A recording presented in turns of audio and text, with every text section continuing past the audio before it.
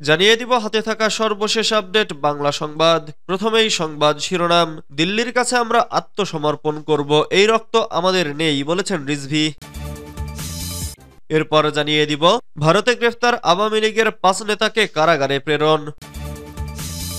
এদিকে বাংলাদেশ জনগণের কথায় চলুক, ভারত তা চায় না বলেছেন রিজভী।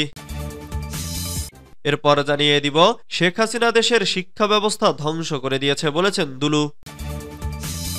আরো জানিয়ে দিব গুম খুনে জড়িতদের বিচারের দাবিতে জামালপুরে ছাত্রদলের মানববন্ধন। সর্বশেষ জানিয়ে দিব হাসিনা 16 বছরের সবচেয়ে বেশি মানবাধিকার লঙ্ঘন করেছে। এতক্ষণ শুনছিলেন সংবাদ শিরোনাম, এবারে বিস্তারিত।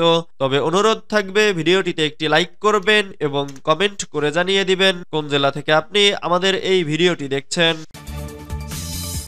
দিল্লির কাছে আমরা আত্মসমর্পণ করব, এই রক্ত আমাদের নেই বলেছেন রিজভী। দিল্লির কাছে আমরা আত্মসমর্পণ করব, এই রক্ত আমাদের নেই বলে মন্তব্য করেছেন বিএনপির সিনিয়র যুগ্ম মহাসচিব রুহুল কবির রিজভী। বুধবার 11 ডিসেম্বর রাজধানীর নয়াপল্টন বিএনপির কেন্দ্রীয় কার্যালয়ের সামনে জাতীয়তাবাদী যুবদল, স্বেচ্ছাসেবক ও ছাত্রদলের লং মার্চ উদ্বোধনী বক্তব্যে তিনি এসব কথা বলেছেন। রুহুল কবির রিজভী বলেন, আমরা রক্ত দিয়ে স্বাধীনতা কিনেছি, এই স্বাধীনতা আমরা বিক্রি করে দিব। আমরা পিন্ডির কাছ থেকে স্বাধীনতা ছিনিয়ে এনেছি, এটা দিল্লির কাছে আমরা আত্মসমর্পণ করব, এই রক্ত আমাদের নেই। তিনি বলেন, আজকে দিল্লির যারা সাম্প্রদায়িক শাসক গোষ্ঠী, তারা মনে রেখো, তোমরা একজন ভয়ঙ্কর রক্তপিপাসু লেডি ফেরাউনকে টিকিয়ে রাখার জন্য সমর্থন দিয়েছিলে। আজকে ভারতের শাসক গোষ্ঠী গোটা পৃথিবীর গণতান্ত্রিক দেশগুলোর কাছে সমালোচিত, অথচ ভারত গণতান্ত্রিক দেশ। ওরা বাংলাদেশের মানুষের রক্তের যে তেজ, আত্মশক্তি, বীরত্ব, এটা দিল্লির শাসকরা বুঝতে পারেনি। ভারতে গ্রেফতার আওয়ামী লীগের 5 নেতাকে কারাগারে প্রেরণ। অবৈধভাবে অনুপ্রবেশ সহ একাধিক অভিযোগে ভারতে গ্রেফতার আওয়ামী লীগ ও যুবলীগের 5 নেতাকে কারাগারে পাঠিয়েছে মেঘালয় রাজ্যের একটি আদালত। মঙ্গলবার 10 ডিসেম্বর মেঘালয় রাজ্যের পশ্চিম ইন্তিয়া হিলস জেলার এমলারিয়াং বিচারক আদালত তাদেরকে কারাগারে পাঠানোর আদেশ দেন। এর আগে রোববার 8 ডিসেম্বর কলকাতার নিউ টাউন এলাকার একটি ফ্ল্যাট থেকে আওয়ামী লীগ ও যুবলীগের 5 নেতাকে গ্রেফতার করে শিলং পুলিশ। তারা হলেন সিলেট জেলা আওয়ামী লীগের সাধারণ সম্পাদক ও সিলেট জেলা পরিষদের অপসারিক সাবেক চেয়ারম্যান নাসির উদ্দিন খান, সিলেট মহানগর যুবলীগের সভাপতি আলম খান মুক্তি, সিলেট মহানগর যুবলীগের সহ সভাপতি আব্দুল লতিফ রিপন, সিলেট মহানগর আওয়ামী লীগের কার্যকরী কমিটির সদস্য ইলিয়াস আহমদ জুয়েল এবং সুনামগঞ্জের ছাতক উপজেলার সিংচাপাইড ইউনিয়ন পরিষদের চেয়ারম্যান ও ছাতক উপজেলা যুবলীগের নেতা শাহাবুদ্দিন সাহেল।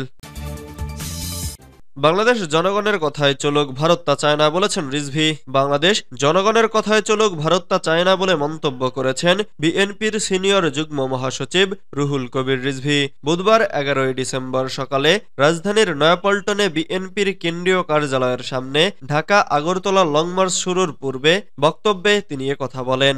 রিজভী বলেন, ভারত নিজেরা গণতান্ত্রিক দেশ, কিন্তু ওরা চায় না বাংলাদেশ জনগণের কথায় চলুক। বাংলাদেশের মানুষের রক্তের যে তেজ, আত্মশক্তি, বীরত্ব, এটা দিল্লির শাসকরা বুঝতে পারেনি।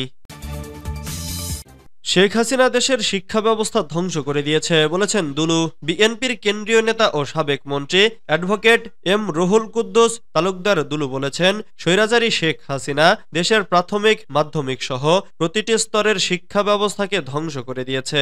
তার শাসনামলে মেডিকেল ভর্তি পরীক্ষার প্রশ্ন ফাঁস হয়েছে, বিসিএস পরীক্ষার প্রশ্ন টাকার বিনিময়ে কেনাবেচা হয়েছে।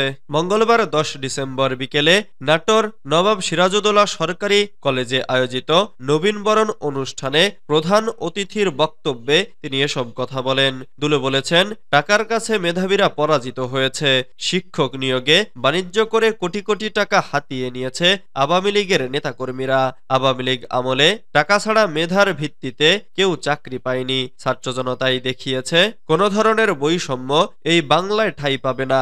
আগামী দিনের শিক্ষা ব্যবস্থাকে সমহিমায় ফিরিয়ে আনতে সবাইকে ঐক্যবদ্ধ হয়ে কাজ করতে হবে। কলেজের অধ্যক্ষ অধ্যাপক মোহাম্মদ জহিরুল ইসলামের সভাপতিত্বে অনুষ্ঠিত নবীনবরণ অনুষ্ঠানে আরও বক্তব্য দেন কলেজের উপাধ্যক্ষ অধ্যাপক মোহাম্মদ আব্দুল বারী মির্জা, নবীনবরণ অনুষ্ঠানের সভাপতি অধ্যাপক মোহাম্মদ আব্দুল মতিন, জেলা বিএনপির যুগ্ম আহ্বায়ক ফরহাদ আলী দেওয়ান শাহীন, নাটোর এনএস সরকারি কলেজের ছাত্র সংসদের সাবেক ভিপি সানোয়ার হোসেন তুষার, জিএস শহীদুল্লাহ সোহেল, কলেজ ছাত্রদলের সভাপতি এসএম জুবায়ের হোসেন প্রমুখ। গুমখুনে জড়িতদের বিচারের দাবিতে জামালপুরে ছাত্রদলের মানববন্ধন। আন্তর্জাতিক মানবাধিকার দিবস উপলক্ষে জামালপুর জেলা ও সরকারি অশেখ মাহমুদ কলেজ শাখা ছাত্রদলের যৌথ উদ্যোগে মানববন্ধন অনুষ্ঠিত হয়েছে। মঙ্গলবার 10 ডিসেম্বর দুপুরে বিএনপির কেন্দ্রীয় কোষাধ্যক্ষ এম রাশিদুজ্জামান মিল্লাতের নির্দেশনায় এবং জেলা যুবদলের সদস্য সচিব সোহেল রানা খানের সার্বিক সহযোগিতায় সরকারি আশেখ মাহমুদ কলেজে এই মানববন্ধন অনুষ্ঠিত হয়। মানববন্ধনে বক্তারা গুমের শিকার বিএনপি ও অঙ্গ সহযোগী সংগঠনের সব নেতাকর্মী ও নাগরিকদের অবিলম্বে তাদের পরিবারের কাছে ফিরিয়ে দেওয়ার দাবি জানান। একই সঙ্গে এসব গুম খুনের ঘটনার সঙ্গে জড়িতদের বিচারের আওতায় আনারও দাবি জানান তারা। হাসিনা 16 বছরের সবচেয়ে বেশি মানবাধিকার লঙ্ঘন করেছে। শেখ হাসিনা 16 বছরের সবচেয়ে বেশি মানবাধিকার লঙ্ঘন করেছে বলে মন্তব্য করেছেন গণ অধিকার পরিষদের উচ্চতর পরিষদের সদস্য ও বাংলাদেশ আইনজীবী অধিকার পরিষদের কেন্দ্রীয় সদস্য সচিব অ্যাডভোকেট এসএম নূরে এরশাদ সিদ্দিকী। মঙ্গলবার 10 ডিসেম্বর বিকেল 3টার দিকে বাংলাদেশ আইনজীবী অধিকার পরিষদের আয়োজনে জাতীয় প্রেস ক্লাবে আব্দুস সালাম হলে আন্তর্জাতিক মানবাধিকার দিবস উপলক্ষে আলোচনা সভায় তিনি এ মন্তব্য করেন। ওই আলোচনা সভায় সভাপতিত্ব করেন গণ অধিকার পরিষদের উচ্চতর পরিষদের সদস্য ও বাংলাদেশ আইনজীবী অধিকার পরিষদের কেন্দ্রীয় সদস্য সচিব অ্যাডভোকেট এসএম নূরে এরশাদ সিদ্দিকী ও সভা সঞ্চালনা করেন গণ অধিকার পরিষদের মানবাধিকার বিষয়ক সম্পাদক অ্যাডভোকেট মোহাম্মদ খলিল হোসেন। সভাপতির বক্তব্যে অ্যাডভোকেট নূরে এরশাদ সিদ্দিকী বলেন, ফ্যাসিস্ট শেখ হাসিনা 16 বছরের সবচেয়ে বেশি মানবাধিকার লঙ্ঘন করেছেন, অথচ আওয়ামী লীগ তাকে বলেছে মাদার অব হিউম্যানিটি। 3টি নির্বাচনে তিনি ভোট ডাকাতির মাধ্যমে এদেশের জনগণের ভোটাধিকার লঙ্ঘন করেছে, অথচ ছাত্রলীগ যুবলীগ তাকে বলেছে গণতন্ত্রের মানুষ কন্যা। 5 মে শাপলা চত্বরে ইসলামপন্থীদের হত্যা করেছে এই তথাকথিত কওমি জননী। পৃথিবীর ইতিহাসে শেখ হাসিনার মতো গণতন্ত্র ও মানবাধিকার লঙ্ঘনকারী জঘন্যতম স্বৈরশাসক খুব কমই আছে।